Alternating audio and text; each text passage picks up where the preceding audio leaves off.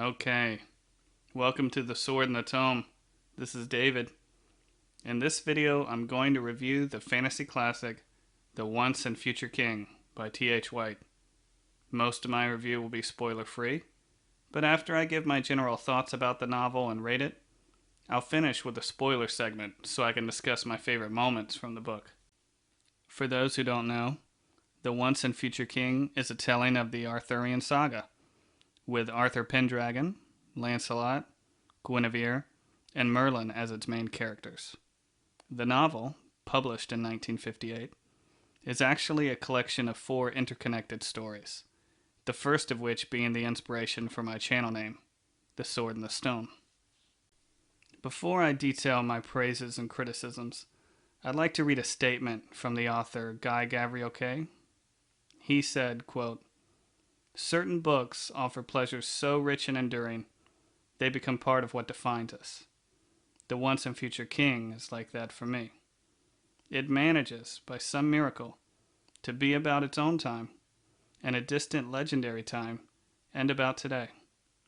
It mingles wisdom, wonderful laugh-out-loud humor, and deep sorrow, while telling one of the great tales of the Western world. I envy the reader coming to it for the first time." End quote. That just might be my favorite blurb for a novel. And with those words in mind, let's get into the review. This book gets rolling right away. Before I finished reading the second page, I stopped and thought to myself, I'm in good hands. And of course, that early in, I could only judge the prose. In my prose hierarchy, there's good prose, there's great prose, and there's a rung above that I'll call timeless prose. That's the quality T.H. White writes at. His written word is brilliant and beautiful, and yet seemingly effortless, and it's the perfect voice for this story, because I can't imagine anyone else writing it. The Once and Future King isn't action-packed. Unlike a lot of classic fantasy stories, it's not about adventure, or a hero taking down a villain, or political intrigue. It's about moral and political philosophy. It's about the nature of mankind. It's about relationships and the different ways we can love and the limits of our forgiveness and acceptance. It's literary fantasy. And by that I mean it's layered with concepts and themes and emotional conflict and development. And those elements are prioritized over action beats and physical dangers. But in case you're worried, I wouldn't characterize the book as stuffy or academic. The story flows with a wonderful energy. I found it enchanting. And despite being theme and message heavy, it's still character driven. Arthur, Guinevere, Lancelot, and to a lesser extent Merlin, ground the book. They're the ones you cheer for, who you sympathize with, who you get to know on a personal level. And they're the ones who will inevitably break your heart. While the first half of the novel is really good, it's the second half that I feel is special. That's when the urgency and sorrow ramp up. And what I found so interesting about the tragedy in the last 2 stories was that it never relied on death, like so many tragedies do. It's tragic because the principal characters fail to live up to their own ideals and values, and their failures have devastating consequences.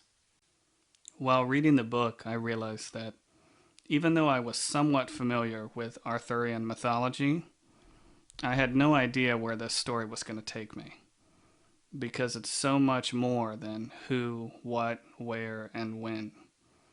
It was like an emotional and philosophical mountain climb where I couldn't see the summit until I got there.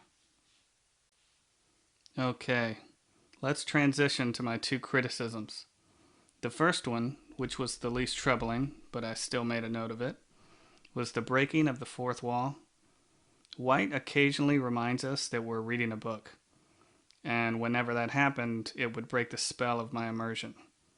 Again, it wasn't awful, but I could have done without it.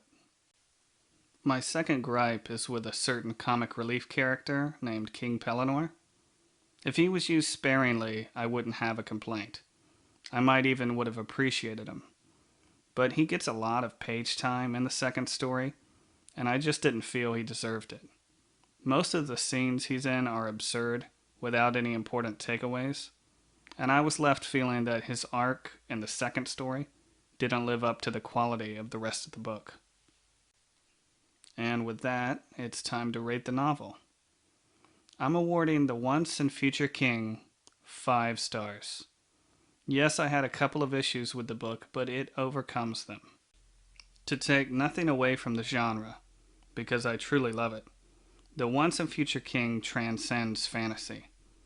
Similar to how the very best horror and science fiction novels are thought of as important works of literature that well-read people should try and read.